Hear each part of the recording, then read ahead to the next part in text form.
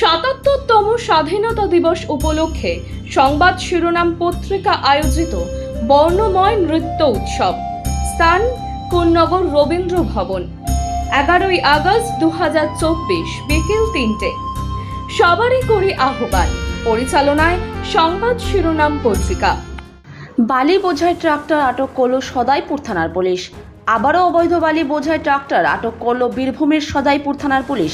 গ্রেপ্তার করা হয়েছে একজনকে। রানীগঞ্জ মোড় গ্রাম 14 নম্বর জাতীয় সড়কে চিনপাই বাইপাসে এই অবৈধ বালি বোঝাই ট্রাক্টর দুটি আটক করে পুলিশ।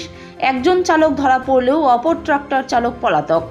পুলিশ সূত্রে জানা গেছে, অবৈধ বালি বোঝাই ট্রাক্টর দুটি দুবরাজপুরের দিক থেকে বালি বোঝাই করে নিয়ে আসছিল। সদাইপুর থানার পুলিশের কাছে খবর আসতেই পুলিশ চিনপাই বাইপাসে গিয়ে ট্রাক্টর দুটি আটক করে। আজ তাকে সিউড়ি আদালতে তোলা হয়।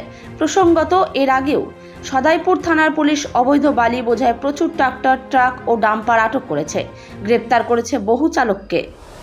শারদীয়ার অন্যতম আকর্ষণ সংবাদ শিরোনাম প্রকাশিত শারদ সংখ্যা 2024।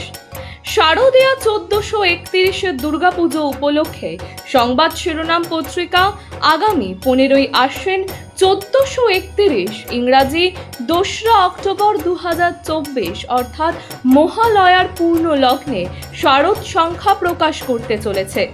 আপনাদের জানাই, এই শারদ সংখ্যায় আপনাদের রচিত গল্প, প্রবন্ধ, নিবন্ধ, ভ্রমণ কাহিনী, কবিতা প্রভৃতি প্রকাশের জন্য আমাদের পাঠাতে পারেন। আপনাদের লেখা অবশ্যই হোয়াটসঅ্যাপে টাইপ করে 8770267797 অথবা 9007322922 এই নাম্বারে।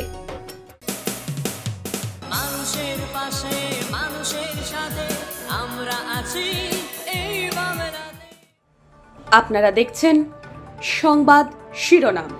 দেখলেন তো অনেক কিছু, এবার দেখুন নতুন কিছু।